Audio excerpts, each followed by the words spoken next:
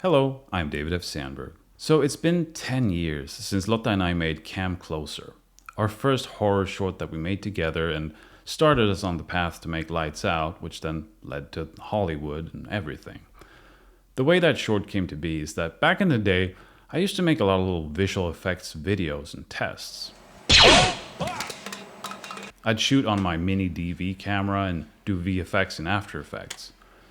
But the thing was that after I'd done a shot, there was nothing to do with it. You couldn't put it on Vine or TikTok or something because those things didn't exist. Most of this was before even YouTube existed. And one day, 10 years ago, I had this idea of a phone camera that could see things that your eyes couldn't. I wanted to try to shoot that effect, but I figured rather than doing just another VFX test that nobody would ever see, we could add a little bit of a story, and now it's a short film. That's something you can show to people. Since it's the 10-year anniversary, we wanted to revisit the ideas of Cam Closer. At first, I actually thought about shooting it on Super 8 film. Lotta gave me a Super 8 camera for Christmas, and I just love the way Super 8 looks. It's grainy and blurry, but you get this really nice, nostalgic feel to the images. Sure, you can shoot on digital and emulate the look, but it's not really the same thing. So I've been wanting to shoot a little short on Super 8. Ideally, it would be something outside since I find nature looks really nice on film. But the main thing would be that it's something without visual effects. The Super 8 format doesn't really lend itself to VFX work. And since this film doesn't really have any VFX, it would have worked. There's a split screen and some masking to have Lotta play both parts, but that's only in footage on the phone, which would have to be shot on video anyway. I did shoot some tests on Super 8 to see how things would look. I shot this on Kodak Vision 3 500T stock. Interestingly, when you shoot a macro shot of a phone screen on Super 8, you can hardly even tell that it's a phone screen. It just looks like Super 8 footage. Ultimately, it didn't really feel right for this short. To shoot on Super 8, you'd have to plan everything out precisely. While it's the cheapest film format, it's still not cheap. At the very least, you'd have to storyboard everything. I figured I'd probably even pre-shoot the film on video, something really rough and quick that you could then cut together and see exactly what shots you need, how long they need to be, and how much film you need to buy. Because with film, you definitely don't want to just let the camera roll and do lots of takes. But there was a weekend coming up, and I figured if we shoot on digital, we could just do it that weekend. No need to storyboard or shot list or anything, just have fun. For the ghost, I bought a creepy mask on Etsy from Pumpkin Pulp Ink. I added some black tulle behind the eyes, and Lotta wore a black surgical mask underneath the creepy mask so that we wouldn't see her eyes or mouth. The hair was just a basic black wig from Amazon. So, like in some of our other shorts, Lotta played both parts. But my thumb makes a cameo in this shot. I knew we'd have to shoot this short over at least 2 evenings because of the phone screens. You see, on the first Cam Closer, everything you see on the phone screen is live. The way it was shot was putting the camera on a tripod and filming the phone seeing or not seeing something. Then you shoot just the background with or without the object or person in it. Then in After Effects, I would cut out the phone and hand from the first take and put it over the second. I remember reading comments from people thinking that the way it was done was with a pre-recorded video playing back on the phone, and that's how we did it for this movie. Since it was going to be pre-recorded, that's why we needed to shoot it over at least 2 evenings. We'd have to shoot what was going to be seen on the phone first, and then I'd have to put it into a fake phone interface and prepare the videos. The videos I made and animated in After Effects. So every time you see the phone screen in this short, it's a video playing back.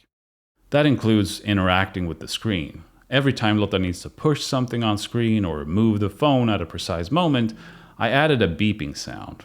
On the 4th beep would be when to interact with the phone. This proved to be more difficult than expected. Lotta couldn't actually touch the screen because then the video wouldn't be full screen anymore and give away the trick.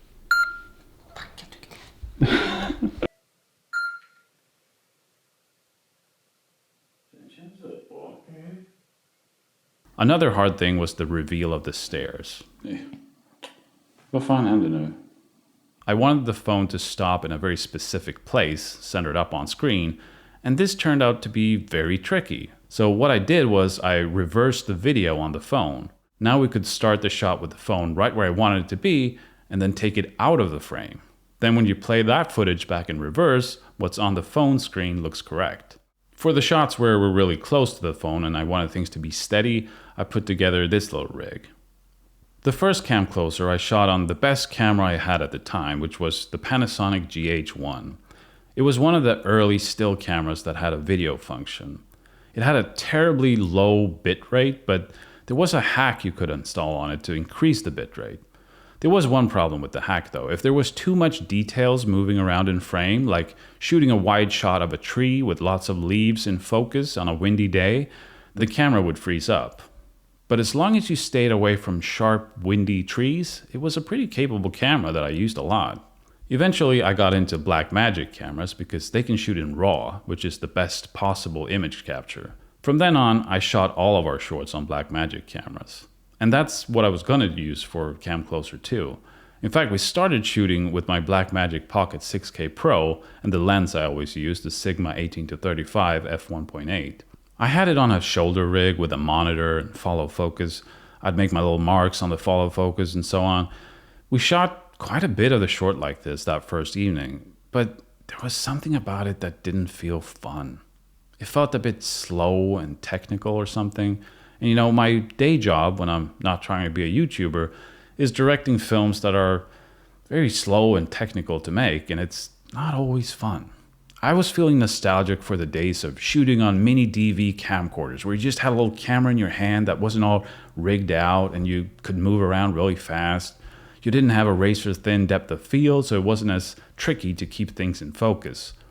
I just wanted to feel some joy in filming. I needed that. So I decided to use my Panasonic GH6 instead.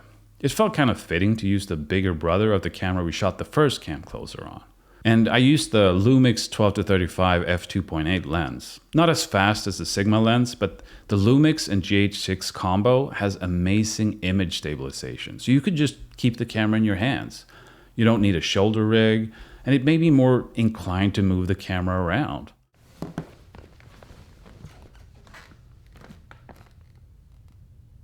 Sometimes I moved around a little too much, like when I banged the camera into Lotta's head and gave her a bump on the forehead.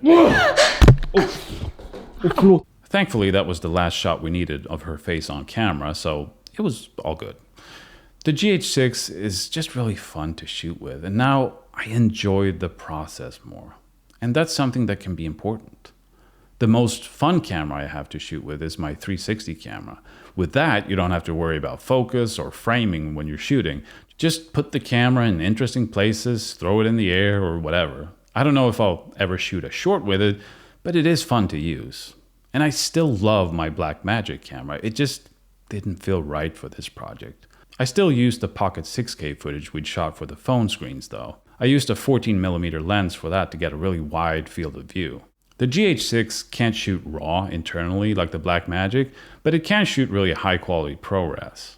The Lumix lens is focused by wire, which means that the focus ring isn't actually coupled with the lens elements. The way this type of lens normally works is that turning the focus ring a certain amount will get you different results depending on what speed you're turning it at. So repeatable focus pulling is very difficult. However, the GH6 has a setting where you can change the focus ring to be linear. Now it behaves more like expected. You can even set how much rotation you want to go from near to far focus, which is kind of neat. Another focus function I used was the focus transition feature.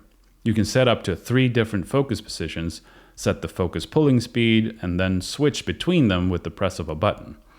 But most of the time I was just pulling focus manually. Since the GH6 has a smaller sensor and the lens was a 2.8, the depth of field wasn't that shallow. For lights, I used a few good old-fashioned paper lanterns with regular household LED bulbs inside them. Our living room is quite dark, so I needed to raise the overall light level a bit. These lights on the wall, we usually just have bare bulbs in, but I put these lampshades on since bare blown-out bulbs would not look great. What you see in the phones we shot on a Saturday, then we shot most of the film on Sunday, But we still had a couple of shots to do. We couldn't shoot on Monday, so we had to wait until Tuesday for those last shots. A problem with this was that the flowers on the table looked very different from Saturday to Tuesday. I didn't think anyone would pay too much attention to the flowers, except for one shot that we still hadn't done: the reveal of the ghost in the camera app. That shot was all about comparing what's different in the phone screen from reality. We tried to prop up the flowers, but eventually I just had to go out and buy some new ones.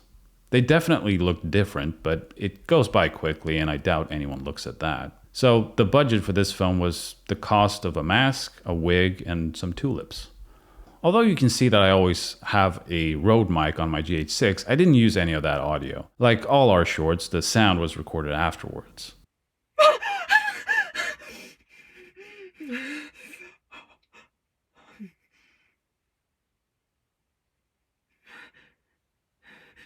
I used a Zoom F6 with a Rode NTG1 mic. All the audio work was done in Reaper.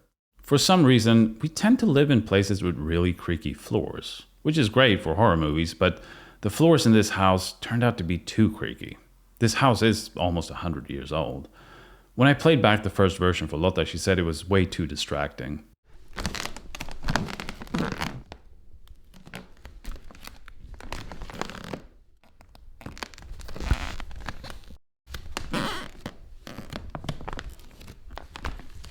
I redid it several times, tried different spots around the house to find the least noisy spots.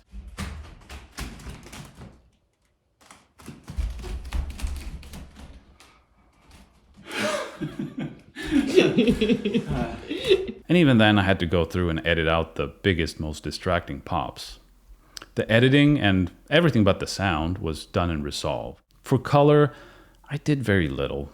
I used the standard Panasonic V-Log LUT and just did some minor adjustments here and there to adjust brightness and color temperature a little bit. Would the film have looked better if it was shot on the Blackmagic with the Sigma lens and more effort was spent grading it? Yeah, but it would have become more of a chore. And when something is a chore, you're less likely to do it.